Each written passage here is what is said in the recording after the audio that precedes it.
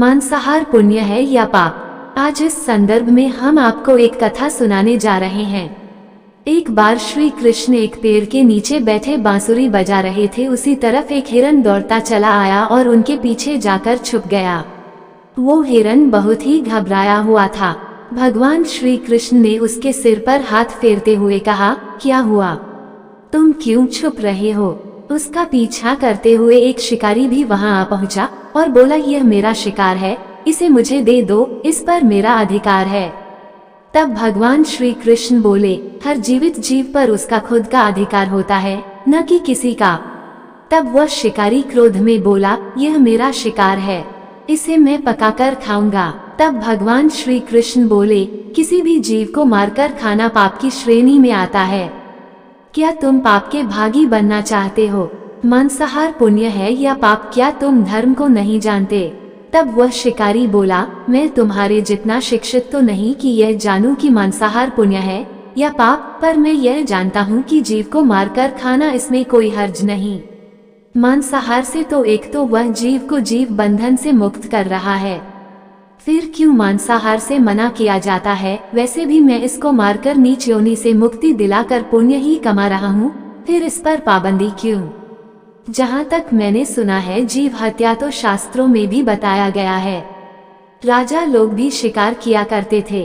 फिर आप ही बताए, मांसाहार पुण्य है या पाप? भगवान श्री कृष्ण समझ गए कि इसकी बुद्धि मांस खाने के कारण तामसिक हो गई है और उसने सोचने और समझने की बुद्धि भी खो दी है। फिर भगवान श्री कृष्ण बोले, इस अंतहीन विषय पर पहले मैं कोई राय नहीं दूंगा। मेरी इस छोटी सी कथा सुनने के बाद तुम ही उत्तर देना कि मांसाहार पुण्य है या पाप, और तुम्हें मांस खाना है या नहीं। वह शिकारी सोचने लगा कि इसमें मेरा तो कोई घाटा नहीं है, इस कथा को मैं सुन ही लेता हूँ, मेरा मनोरंजन भी हो जाएगा और बाद में मुझे इसका मांस भी मिल जाएगा। तो भगवान श्री कृष्ण ने अपनी कथा आरंभ करते हुए कहा कि एक बार मगध में खाद्य संकट खड़ा हो गया तो अन्न का उत्पादन कम हो गया था। राजा को चिंता हुई कि यदि इस समस्या का शीघ्र निदान नहीं किया गया तो संरक्षित अनाज कोष भी खत्म हो जाएगा और संकट भीषण हो जाएगा। तो सम्राट ने अपनी राज्य सभा में पूछा, देश की खाद्य समस्या को सुलझाने के लिए सबसे सस्ती वस्तु क्या है? मंत्रीगण सोच में पड़ गए। चावल, गेहूं, आलू इत्यादि पदार्थों को उगाने के लिए बहुत श्रम करना पड़ता है। वह तभी प्राप्त होते हैं जब प्रकृति का प्रकोप न हो। ऐसे में तो कुछ सस्ता हो ही नहीं सकता। तभी शिकार का शौक रखने वाले एक मंत्री ने सोचा कि यही उत्तम अवसर है, क्यों न अंधाधुंध शिकार के लिए राजा की अनुमति ले ली जाए। उसने सभा में कहा कि सबसे सस्ता खाद्य पदार्थ है मांस। इसके लिए धन का खर्च भी नहीं है और पौष्टिक खाना भी मिलता है। सभी सामंतों ने इस बात का समर्थन कर दिया, लेकिन मगध के प्रधानमंत्री अभी भी चुप थे। सम्राट ने पूछा, प्रधानमंत्री आप चुप क्यों हैं? आपने कोई अनुमोदन नहीं किया, आपका क्या मत है?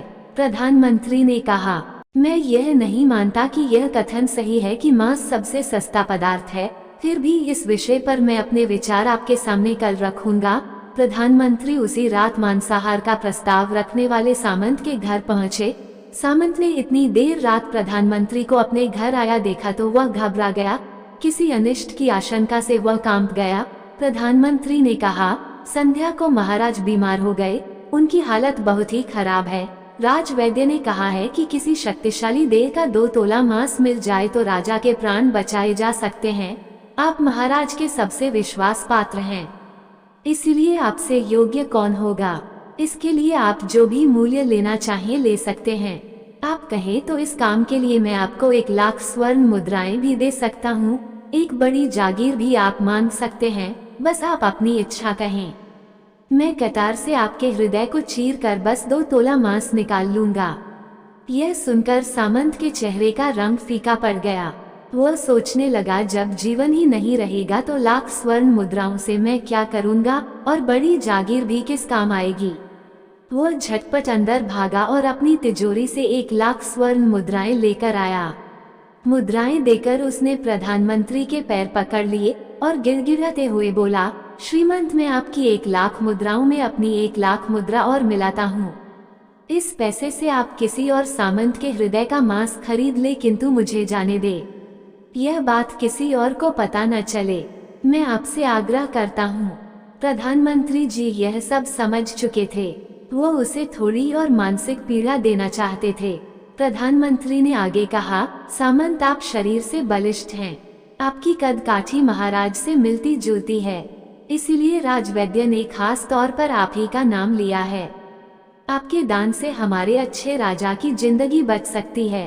आप कहे तो मैं आपको प्रधानमंत्री का पद देने को तैयार हूँ और खुद आपका कर्मचारी बनकर रहूंगा, पर प्रजा से हमारे राजा न छीने।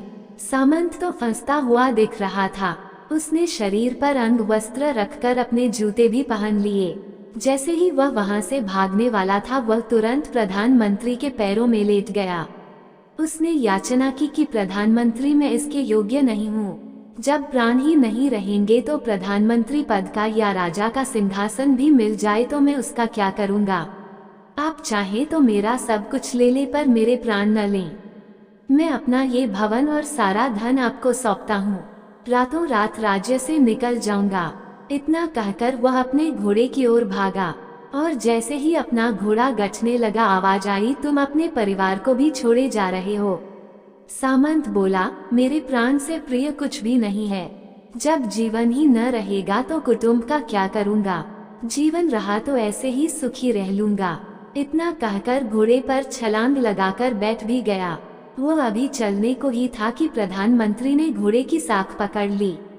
वह सामंत से बोला, भागने की जरूरत नहीं है, आप आराम से घर पर ही रहो, मैं किसी और का प्रयास करता हूँ। यह कहकर प्रधानमंत्री वहां से चले गए। प्रधानमंत्री के वहां से जाने पर सामंत के अंदर कुछ जान तो आई, परंतु बेचैनी बनी रही। उसकी नींद खराब हो चुकी थी। मुद्राएं लेकर प्रधानमंत्री बारी बारी से सभी सामंतों के घर पहुंचे और सभी से राजा के लिए हृदय का 2 तोला मांस मांगा, परंतु कोई भी राजी न हुआ। सबने अपने बचाव के लिए प्रधानमंत्री को लाख और 5 लाख मुद्राएं तक दे दी। इस प्रकार प्रधानमंत्री ने एक ही रात में करोड़ों स्वर्ण मुद्राएं जमा कर ली। फिर सुबह होने से पहले ही अपने महल में पहुंच गया। अगले ही दिन राजसभा में सभी सामंत समय से पहले ही पहुंच गए। सभी ये जानना चाहते थे कि राजा स्वस्थ है कि नहीं, लेकिन कोई भी किसी से भेद नहीं खोलता था। सबको राजवैद्य की तलाश थी, उनसे ही उन्हें कुछ सूचना मिल सकती थी। प्रधानमंत्री ने सैनिकों को आज्ञा दे रखी थी कि जब तक महाराज राजसभा में न आए, किसी भी सामंत को भी महल से बाहर जाने की आज्ञा नहीं है।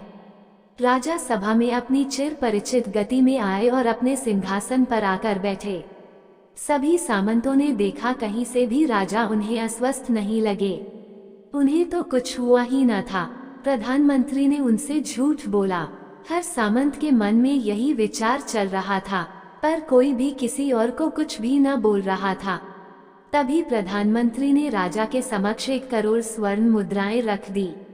राजा ने पूछा, ये स्वर्ण मुद्राएं किसके लिए है और कहां से आई? प्रधानमंत्री ने कहा, 2 तोले मांस के लिए इतनी धनराशि जुटाई है, पर मांस न मिला। अपनी जान बचाने के लिए सामंतों ने यह मुद्राएं दी हैं। अब आप यह विचार कीजिए, मांस कितना सस्ता है। राजा को बात समझ में आ गई। उन्होंने प्रजा को अतिरिक्त परिश्रम करने का निवेदन किया और राजा के अनाज भंडार में से अनाज निकालकर श्रमिकों को दिया गया। उन्होंने पौष्टिक सब्जियों की खेती का तुरंत आदेश दिया। वो 1 करोड़ स्वर्ण मुद्राएं इसी कार्य के लिए और श्रमिकों के कल्याण के लिए खर्च की गई। ऐसे साग सब्जी तेजी से उगी, जिससे प्रजा का कल्याण भी हुआ और पौष्टिकता भी मिली। कुछ समय बाद मौसम अनुकूल हुआ और खेती लहलहाने लगी। इस प्रकार राज्य से खाद्य संकट दूर हुआ। श्री कृष्ण से यह ज्ञान पाकर शिकारी परिपूर्ण हो गया और उसे ज्ञान की प्राप्ति हो गई और वह जान गया कि महानता जीवन लेने में नहीं बल्कि जीवन देने में है। शिकारी भगवान के आगे हाथ जोड़कर वहां से चला गया और उसने कसम खा ली कि वह अपने संपूर्ण जीवन में किसी को भी कभी चोट नहीं पहुंचाएगा। तो मित्रों, भगवान श्री कृष्ण हमें इस कथा के जरिए समझाना चाहते हैं कि हम यह न भूले कि जिस तरह हमें अपनी जान प्यारी है, उसी तरह सभी जीवों को अपनी जान प्रिय होती है। तो दोस्तों, कैसी लगी आपको हमारी यह कहानी? कमेंट में जरूर बताएं। और वीडियो को लाइक करना और चैनल को सब्सक्राइब करना न भूले। धन्यवाद।